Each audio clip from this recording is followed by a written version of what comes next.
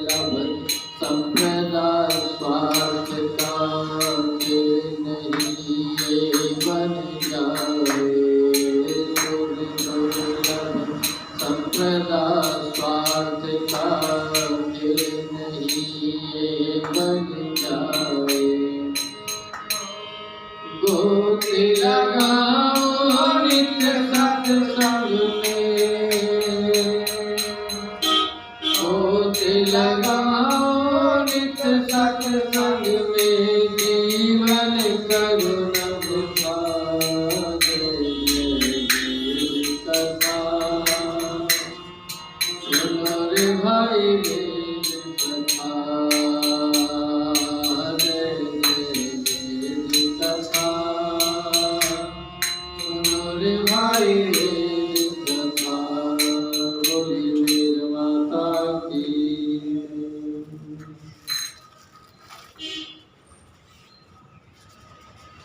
ओंकार का उच्चारण करते हुए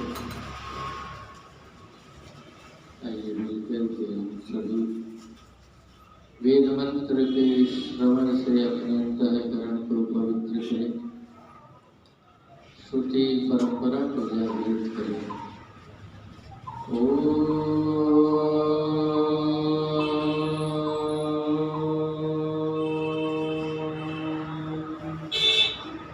इंद्र सोमप्यवर्तुना विश्वा विदन्ति आत्मा वहन्ति हरयो विषणं सोमपीतये इन्द्रत्वा सूरचक्षसः ॐ निमाधानान्यतस्मो हरि इहो पवक्षतः इन्द्रं सुखतमे रथे ॐ इन्द्रं प्रातर्हवामः इन्द्रं प्रत्यध्वरे इन्द्रं सोमस्य पीतये ॐ पर्णः सुतनागहे हरिभिरिन्द्रकेशिभिः सुते त्वा हवामहे ॐ सेवं नः स्तोममागह्योपेदं सवनं सुतं गौरो न दूषितः पिबा ॐ मिमे सोमास इन्दवः सुतासो हरिवर्षि ता इन्द्र सहसे पिबा ॐ अयं ते सोमो अग्र्यो हृदि स्त्रीगस्तुषन्तमः अथा सोमं सुतं पिबा ॐ विश्वमित्सवनं सुतमिन्द्रो वनाय गच्छति मित्रः सोमपीतये ॐ सेवं नः काममाप्रीणागोभिरश्वैशतक्रतो स्तवामत्वा स्वाद्यः ॐ शान्तिः शान्तिः शान्तिः। वेद का पढ़ना पढ़ाना और सुनना सुनाना सभी श्रेष्ठ जनों का परम कर्तव्य है। वेद पढ़ो और पढ़ाया करो, वेद सुनो और सुनाया करो। वेद पढ़ो और पढ़ाया करो, वेद सुनो और सुनाया करो। सभी भरम को मिटाया करो, वेद पढ़ो और पढ़ाया करो। वेद सुनो और सुनाया करो। ईश्वर क्या है, प्रकृति क्या है, वेद हमें बतलाए। ईश्वर क्या है, प्रकृति क्या है, वेद हमें बतलाए। कहाँ से जग में आए और कहाँ को जाए। जीव कहाँ से जग में आए और कहाँ जाए। सभी भरम को मिटाया करो, सभी भरम को मिटाया करो।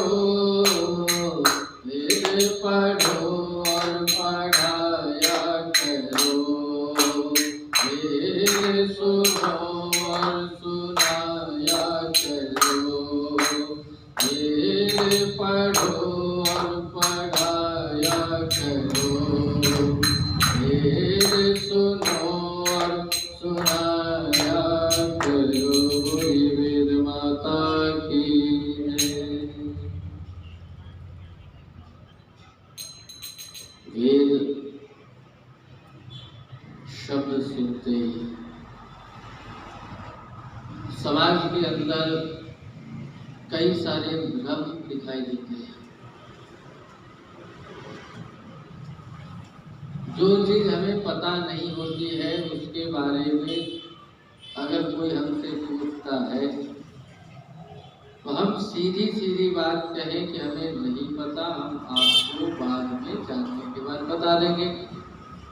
अगर रुक सकते हैं तो रुके, नहीं रुक सकते तो हमें कृपया क्षमा करें। इतना ही कहना है। अपनी गलती, अपनी कमी, अपनी अज्ञानता को या यूं कहें कि अपनी हमारी जानकारी नहीं है उसको हमें स्वीकार लेना ही चाहिए। लेकिन सबसे बड़ी समस्या है कि हम अपनी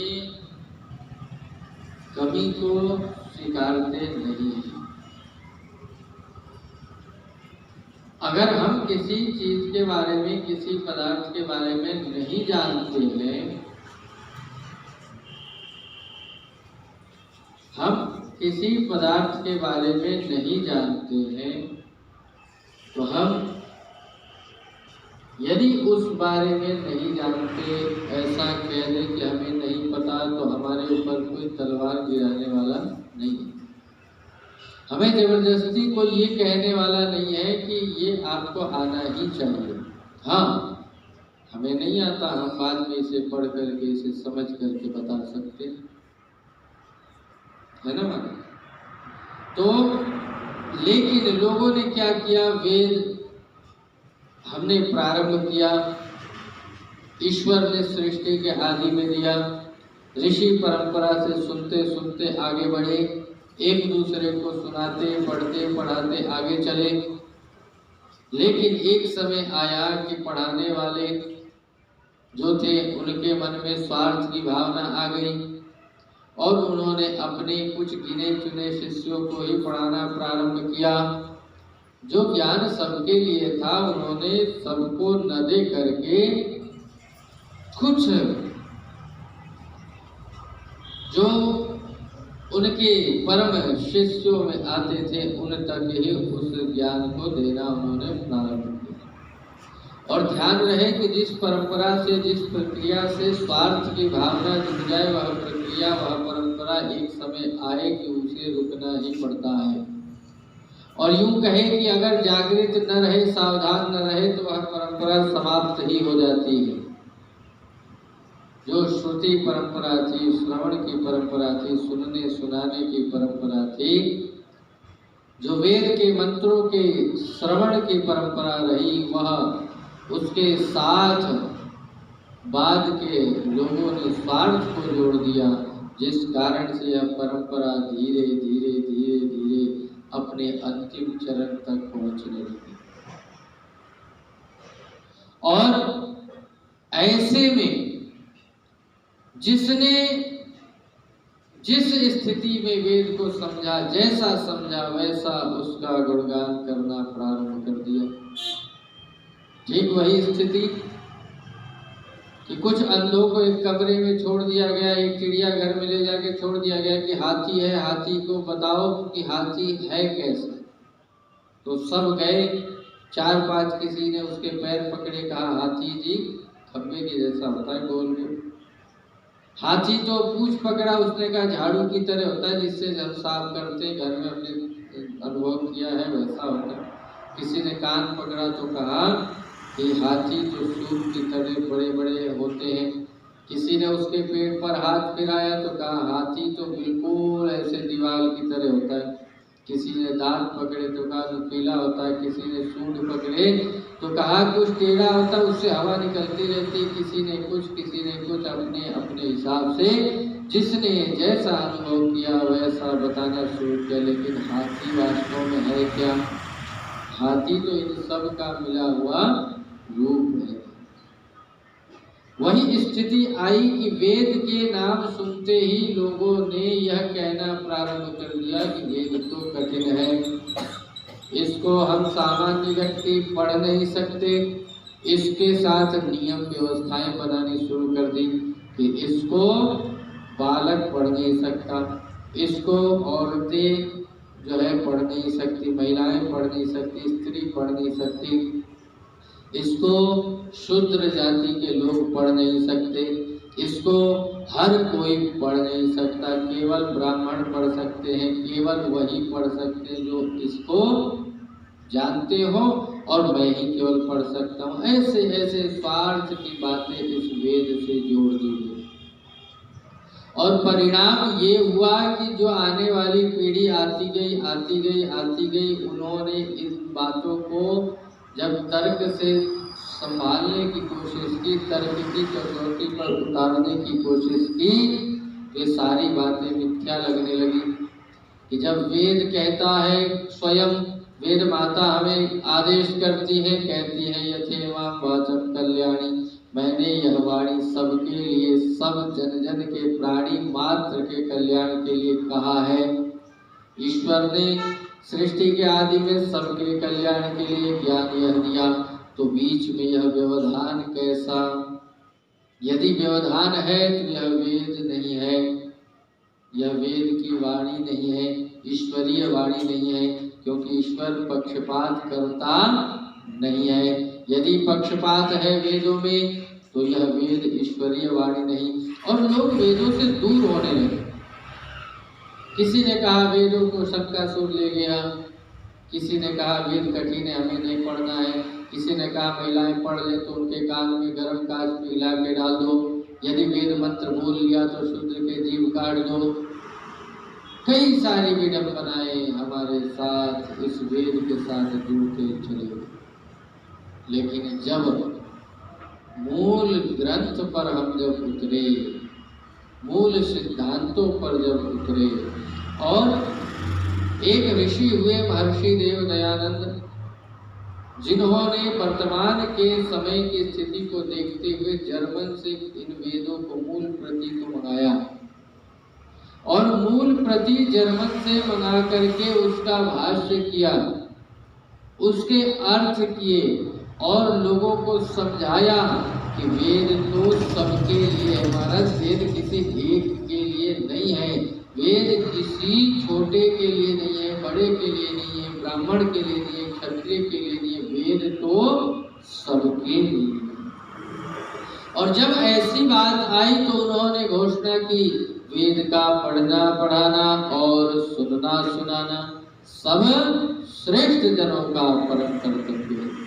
जो जो व्यक्ति वेद के शरण में आते हैं, जैसी जैसी समस्या लेकर उपस्थित होते हैं, वेद माता उसकी वैसी वैसी समस्या का समाधान करती है, क्योंकि वेद ईश्वरीय वाणी है। वेद में